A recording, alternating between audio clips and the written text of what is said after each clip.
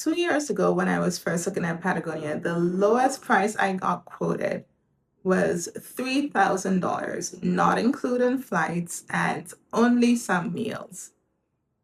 That wasn't in my budget.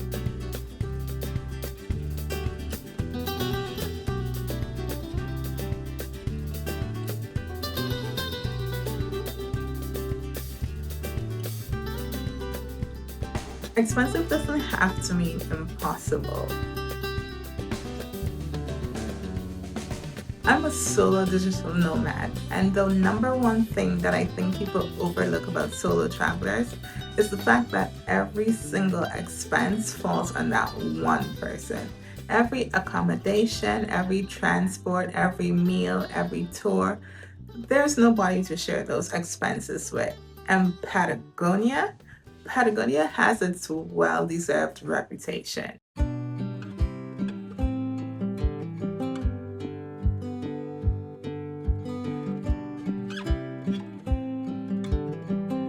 People speak about Patagonia like it's the untouchable, once in a lifetime bucket list experience that's only accessible to people who have the pretty cash flow just there ready and waiting. Especially Chilean Patagonia.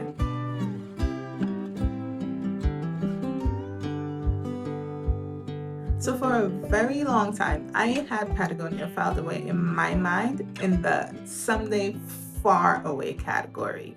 Until one night I sat down and I decided, instead of making assumptions, let me just check.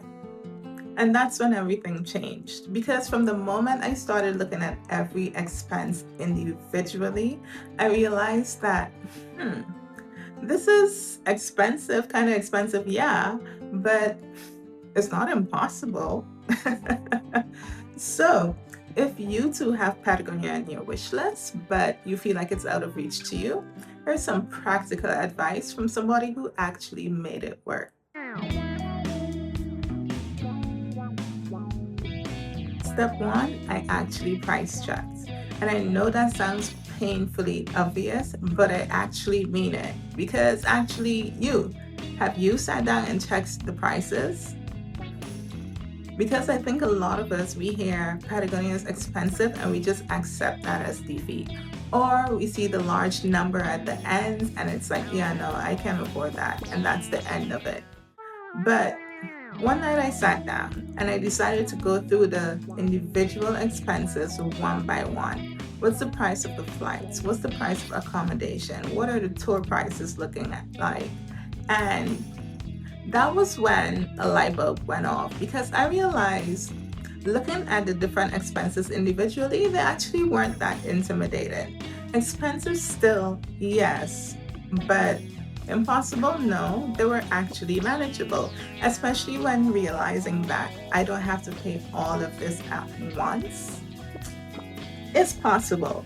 And then the other step I took was shopping around in different sites, not just my regular go-to sites. So for tours, went to several different sites. For flights, same thing. For accommodation, same thing. 2 years ago, when I was first looking at Patagonia, the lowest price I got quoted was $3,000, not including flights and only some meals. But then my biggest win this time around was realizing that actually you don't even have to book Patagonia through a company. That was my biggest win. And then the second biggest win was my accommodation because instead of my usual accommodation sites, this time I went on Hostel World and I found this clean, cozy, most comfortable single room ever for $480 for 4 nights with breakfast included.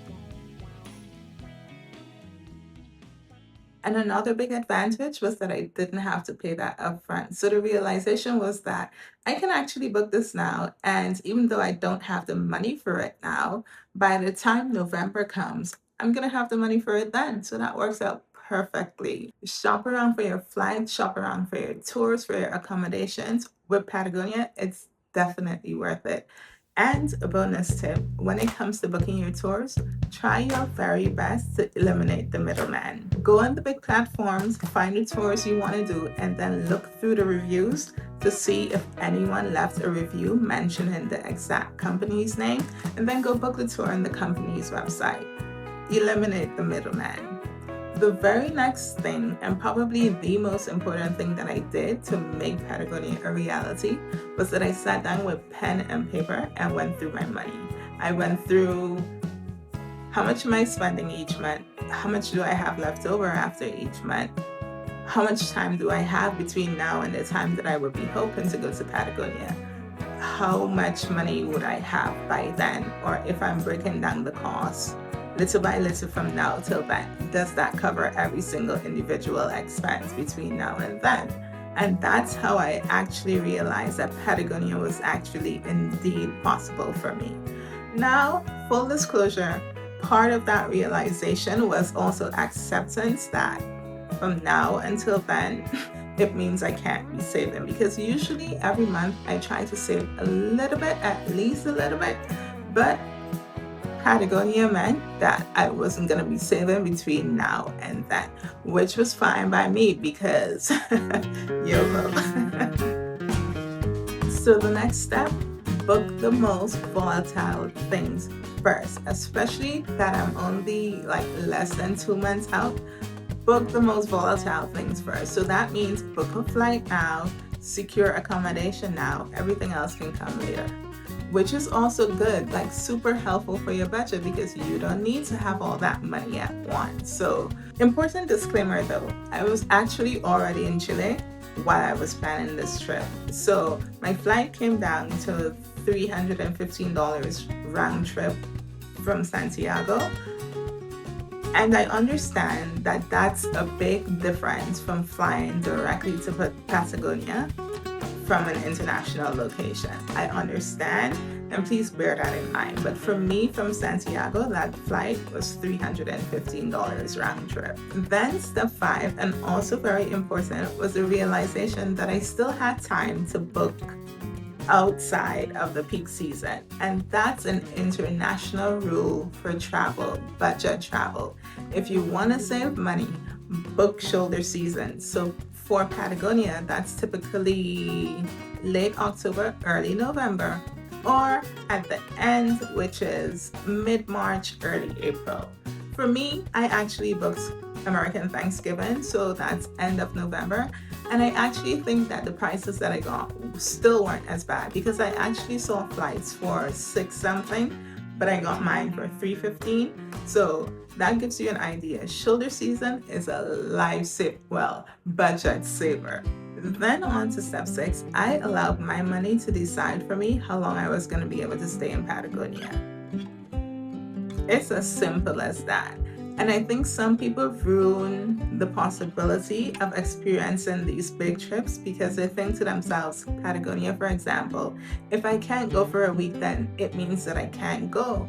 Me personally, I would much rather enjoy 4 awesome days in Patagonia than never go at all because I couldn't afford a 5th day. So I booked my 4 days, 4 nights, and though I actually initially really wished I could have gotten a 5th day, the weather on the morning of that 5th day was so horrible, it would have been a wasted day anyhow, so it turned out perfect.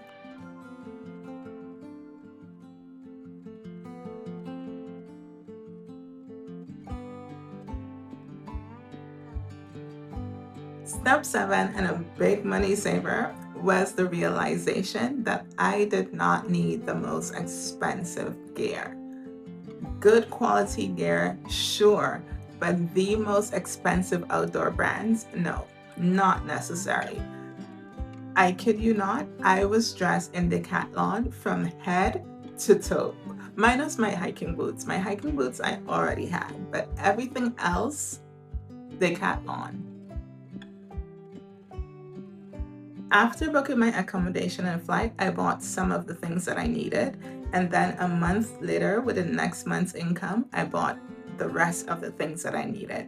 And from right there in my apartment, I ordered them online and then I tried on every single thing, sent back what I didn't need, and that was $320 for every single thing minus my shoes.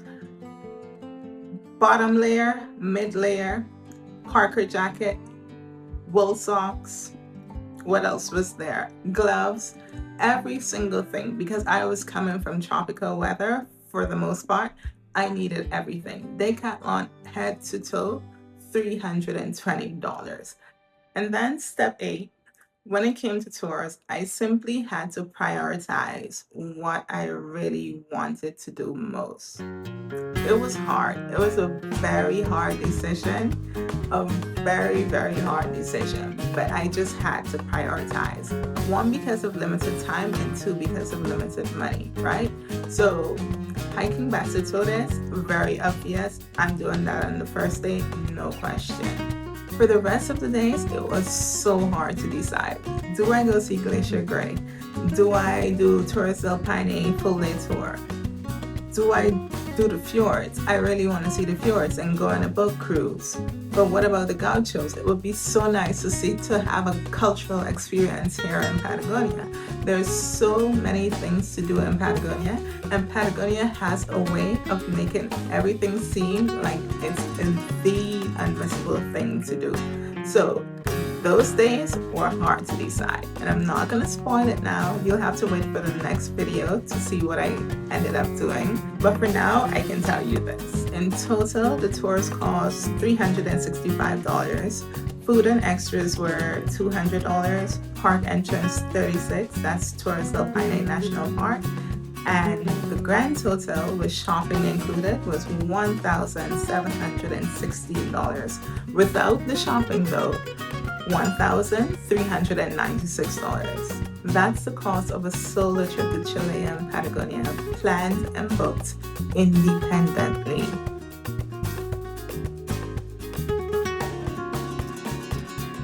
I do have one last tip, and it's actually something that I wish somebody had told me before I went to Patagonia. The restaurants in Puerto Natales, which is the town you'll be staying in for Chilean Patagonia, they have a way of humbling you with those prices. There was this one restaurant I went into. I went because the review said it had the best brisket ever. Trouble is, one, it was not the best brisket, but that's not even the biggest part of it.